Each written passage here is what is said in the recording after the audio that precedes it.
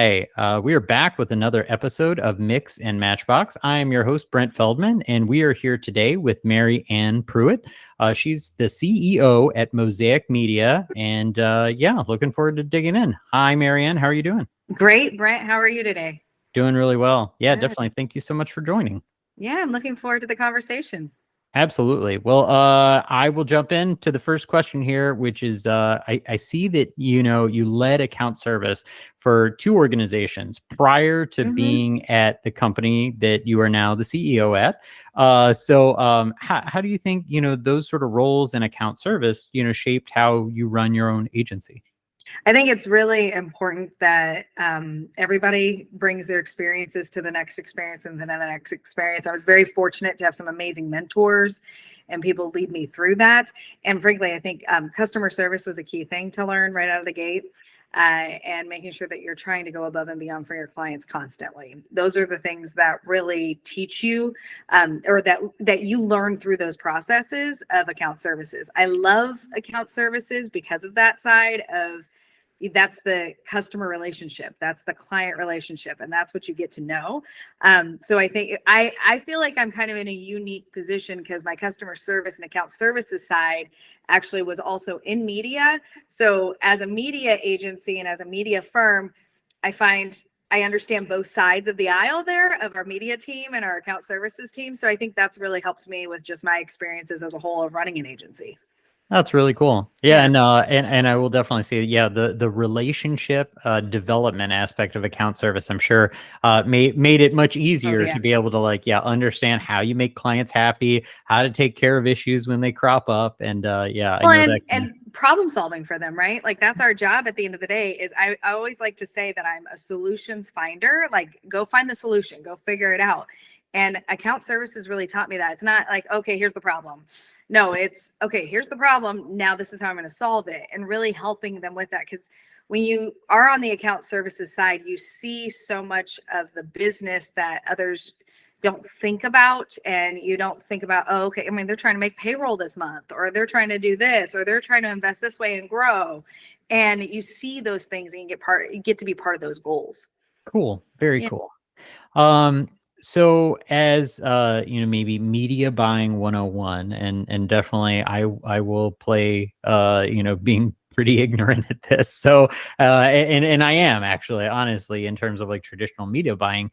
And I know this is probably really base level stuff, but for the uninitiated, can you give kind of like a little overview about why you need a media buyer, how the process works, and what you get with a small agency versus a big agency doing it? Yeah. So, oh, there's so much within that question I know. Sorry, that I to know that unpack I for packed sure. three into one. Yeah, exactly. So, media buying as a whole, for any client, any company, if you're putting any paid services towards anything, social media, Google, traditional platforms, radio, TV, print, streaming video, streaming audio, various things there. Why do you actually need the expertise and the help now? When I started over 20 years ago, you had TV, radio, print, outdoor. That's pretty much it. That's pretty much all you had. And it was a broad demographic type of approach where I'm going for adults 18 to 54 years old. This is where I need to go. And there was science behind it there, and you needed it then of help and guidance there. Now we have thousands of things available. And now we're talking data sets. Now we're talking not just tactics. And so now we're talking behavioral targeting. We're talking about individuals. We're talking about the audience of one that we're trying to get to, that one audience member, that person, that individual customer, that where there's one, there's many. And that's why now in today's world, media has become an expertise. It's not just I'm going to try this and see what happens. I'm going to need to actually strategically think through what is my return on investment and my return on ad spend. How do I actually calculate that? And that the amazing thing is that we can do that nowadays, where years ago, 20 years ago plus, I was guessing. And I always remember hearing one of the old school managers back in the day, someone asked him, well, how do I know my advertising's working? And he'd say, well, is your cash register ringing? And it was all like, but that was what you knew. And that was it. Now you actually need that expertise to show you where you're going. And frankly, it's not as expensive as you think it is. And you really, truly should invest in having that partnership with you. Cool. Awesome. How much do you love or hate the term ROAS? We all in media, we love our acronyms. Everything is an acronym. It doesn't matter. We feel like we're speaking our own language on a regular basis. So yeah, ROAS is just throw that one in. That's another one. Yeah, I know it gets tossed around so much. I'm Yep. just like, yeah, it's just Yep. a fun one, plenty of owls, yeah. Yep. Exactly. Uh, Exactly. well, and then actually just like, yeah, a small agency versus big agency, is there something you feel like, there's a big difference in either how the client is treated, the solutions they get, yeah. Well, and I will say this, I always like to say we're big enough that we're strong enough for you to come to the table and to be able to negotiate for you and to be able to do things, but we're small enough to care. And those are the things that really matter there. That's the customer service. That's the making sure you're not just another customer, you're not just another client.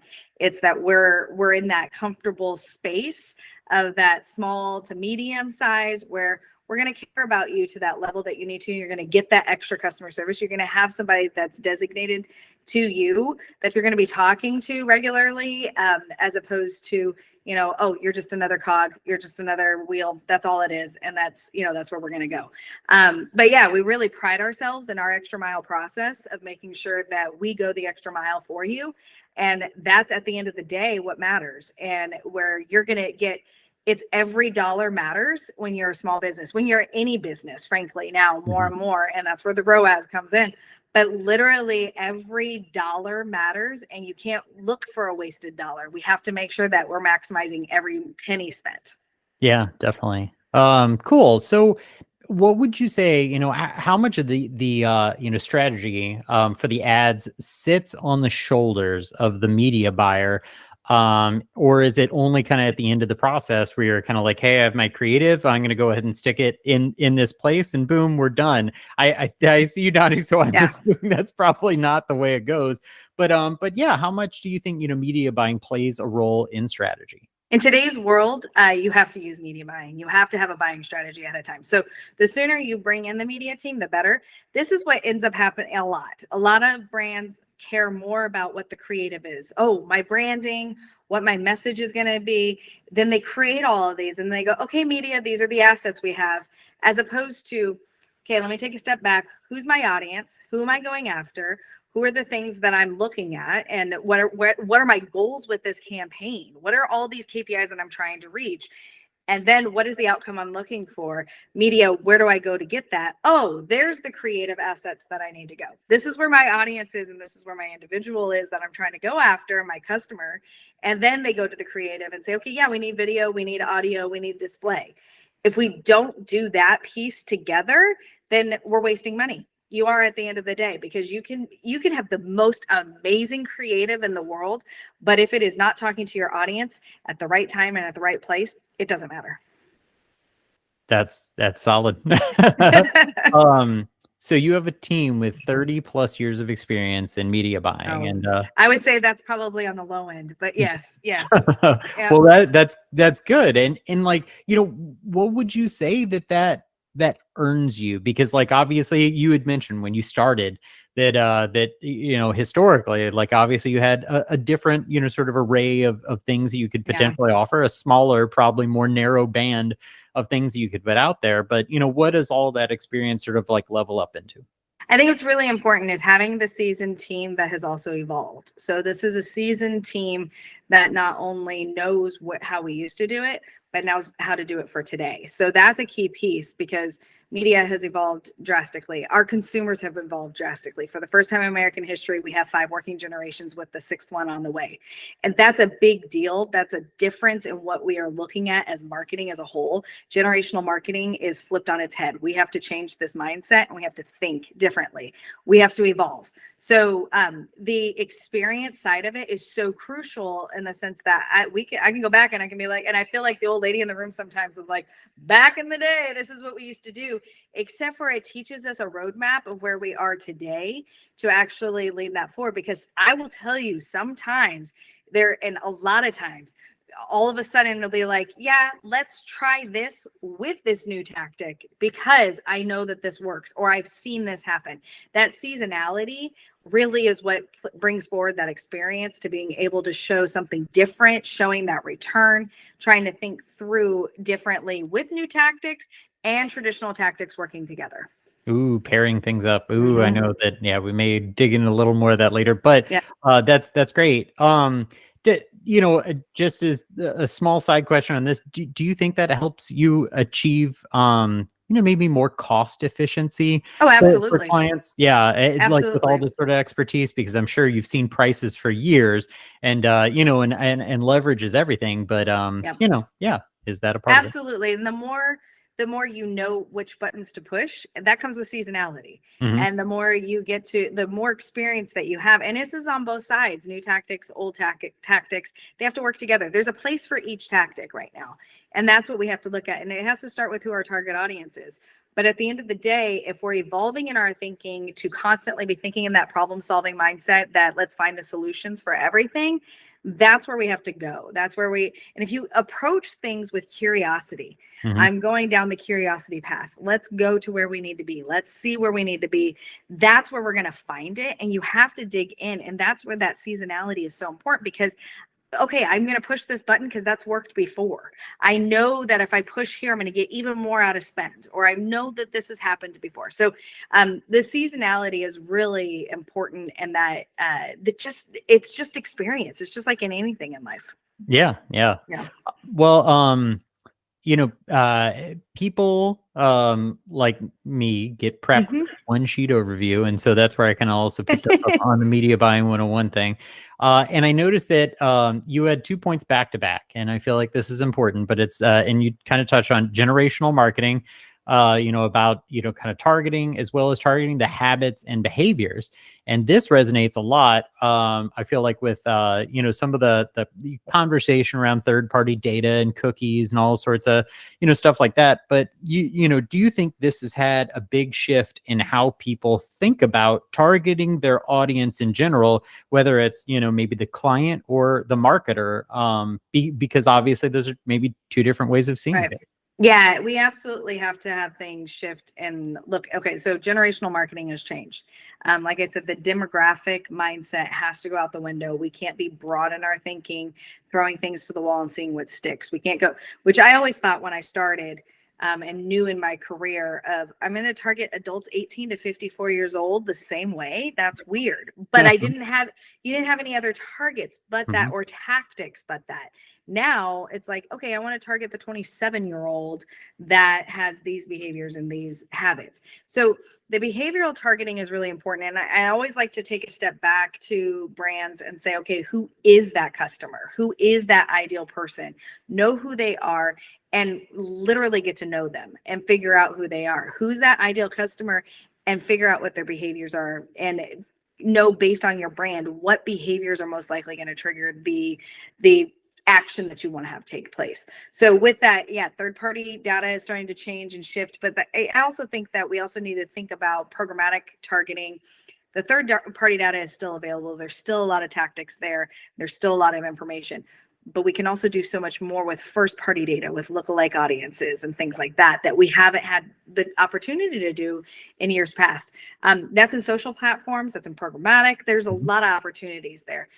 Social is not the targeting by itself that it used to be. We used to be able to so target in and very focus in on social on its own. Now, with if you have first party data, that's where the lookalike audiences come in and you're able to do it. So, looking at the behavioral targeting, I think it's more crucial today than it's ever been because again, this is where the seasonality comes back. When I started my career, you had a couple hundred, a couple thousand brand impressions a day. Now you're in the tens of thousands. Our consumers are consuming so much media and so much information and so much brand regularly that we have to be in front of them, telling them why they need to buy our product because it matters to them. What Mhm. doesn't matter to them? So I have to reach them at the right time in the right place. And the more I know them, the better my messaging is and the better my targeting is.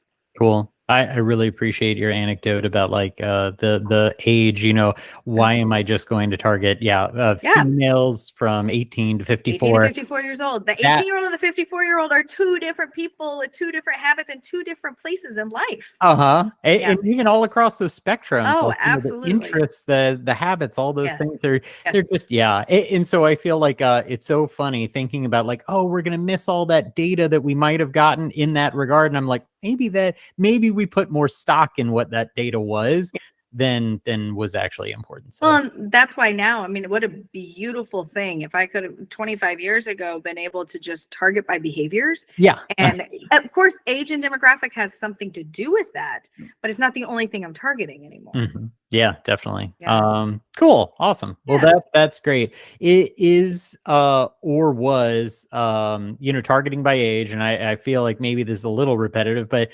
gender still a thing in a way. And the reason why, maybe just that in and of itself, I know you had mentioned, you were like, well, I want to get to the 17-year-old. Yeah. So like at where we get that data and where we can understand that we have somebody with a specific age, is that helpful to think about that still in any sense? It's something that we have to take into account about our consumer and about our customers. So it's something that we need to have there as part of the demographic information that we want to target. But then the pairing with behavioral targeting is what's important.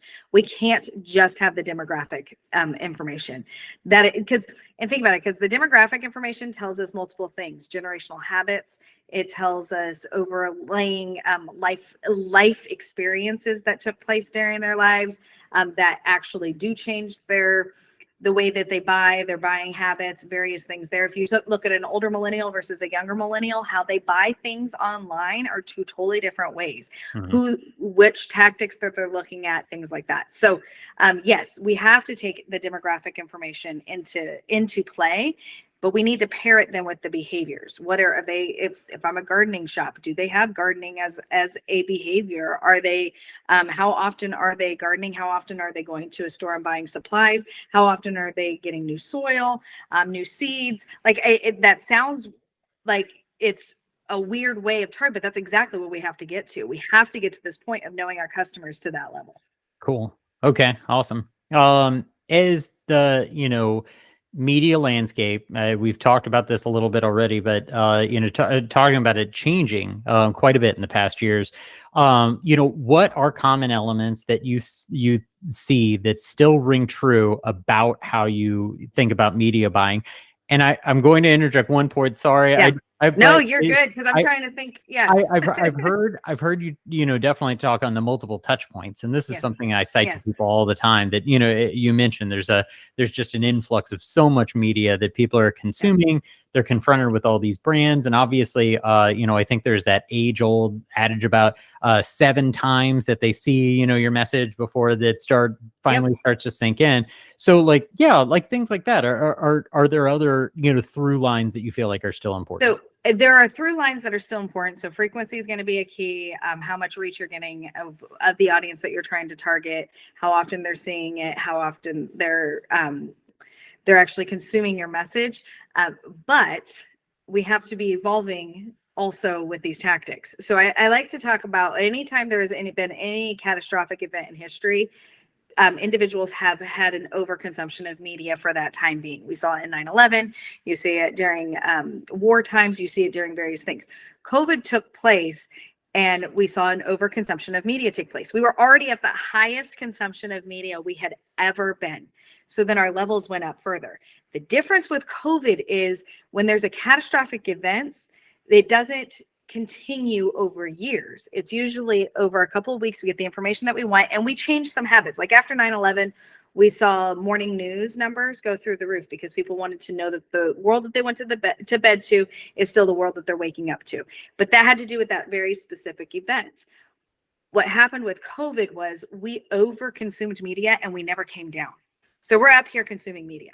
So that means my frequency has to evolve to be to that level too. So frequency, the tactics and the methodology are still the same, but I have to evolve in where I'm taking that to the next level. Where am I going with that? Where am I then building my strategy to reach that audience and who my customer is? Definitely. Okay. That's great. That's super helpful. And this may be the toughest question to answer. I'm gonna the number 8 spot. This is the tough one. Is and I'm sure a question that you get all the time. What are ways that people can set about creating a budget? And just a little bit ago, you were like, it can be cost effective. It doesn't have to be scary. Like, entering into the world of advertising is, going to cost them millions of dollars or Yeah. $7 million for a Super Bowl Yep. ad. But yeah. Oh, which I could get on that all day long. Oh, Your really? audience is not everybody, and promise you, your audience is not everybody. But that's okay. We'll talk about that. Awesome. So what do you think? What's the best way for maybe even whether it's somebody in the C-suite or an individual business owner, setting about creating a budget for their media? So when you're looking at setting budget for paid media, if you want to stay stagnant and not grow and not go anywhere, you're really looking at 1 to 3% of your gross revenues needing to go towards paid tactics. If you are wanting to grow, even at a mild number and probably at a mild number, you're looking at 3 to 7% of what you want to have. If you want to be aggressive and actually go even further than that, you're looking at 7 to 12% of your gross revenue. So those are the numbers that roughly, those are very, very rough. And that's why finding a partner is really important too, because they can walk you through that of, okay, how much do I really want to spend? And how do I best spend that money? And how do I really truly make sure that that's working in my best interest? That's awesome. That's super helpful because I'm sure this is intimidating for, Oh, yeah. for a lot of people, absolutely. Yeah. What are the things that maybe you see that other companies or media buyers miss that that maybe you would change in order to help them spend more effectively or efficiently? So a big piece of this is honestly, I think in the media buying space, whether you're going direct to vendors as a brand or you're outsourcing it, is checking the boxes. Okay, I got this done, I got this done, I got this done, I got this done. Meaning that every year around the same time, you're seeing what you're going to do for the next year and you're just checking the boxes like you always have. And you're not really questioning, maybe we should do things a little differently. Maybe we should think about different tactics or shift here or really analyze regularly. And I think that's a key piece is that there's a full year budget, and absolutely you should be looking at the full year and planning baseline full year plans, because don't just go for a month and say, okay, that doesn't work. No, you need to look at a year plan and then check in regularly of how is this performing for me? Not, okay, it's been 12 months, let's check in. No, we need to be checking in regularly and seeing, because the stories of the data and the information that we have in front of us now is so much better than we've ever had. This is like, it's Christmas and it's like, it's a candy store for us now of the information that we can do and report on. So that's the part that stop checking the boxes and stop just doing it the same way you've always done it just because. Mhm. Let's take a step back and analyze more regularly than just waiting for every 12 months to analyze. That doesn't mean set your baseline plan for 12 months. I'm a big fan of that, and figure out the plan, but analyze and look at things and optimize regularly at minimum on a monthly basis. Yeah. Such good advice. Because like like you can have the best plan in the world, but factors, all sorts And of they things change. Yeah, Yeah. absolutely. They change regularly. Yeah, cool. And then the last one is an easy one. What's your take on the best, and you gotta call it, worst spot for the Super Bowl ads? I have such a hard time with the worst spot because I'm such an optimist. I'm like, I don't know what's the worst spot, and I'm in the same boat. Yeah. I really racking my brain of what I've been asked this multiple times, and I'm like, I can't think of the worst spot. I will say I really liked some of the, like, I loved the Doritos ads. I thought those ones were great. I liked the Dunkin' ads. I know that some, like, they got a little bit of flack for it, but I'm total millennial Gen Xer where I'm like I loved the Usher halftime show. Like, I'm like, it was just my generation being played out right there at the halftime. So those are the things I cannot think, like, to me, I'm like racking my brain. What's the worst one? I think the ones that are the worst are the ones that are like, just, like, it wasn't, was that really an ad? Like, what is that? So I don't know. I will say, I find it so fascinating generationally, and I challenge everybody to do this, because when you're watching the Super Bowl with your family, there's multiple generations usually consuming it together, right?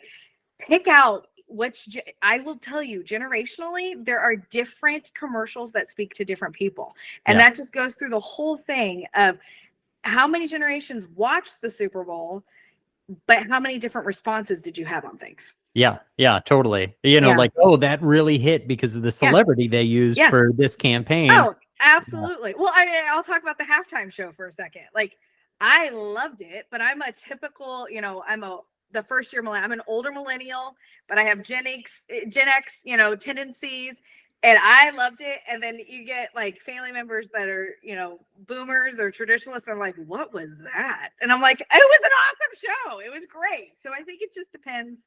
Like, it's just funny, to see that. Yeah, totally. I am with you. I am also, and I shared this with a previous podcast guest, Rachel Hernandez, talking about the term that I've heard before, which I feel like is the worst term I've ever heard in my life, but it's called a geriatric millennial. Oh, yeah, like, I know. And I was like, why would anybody brand that?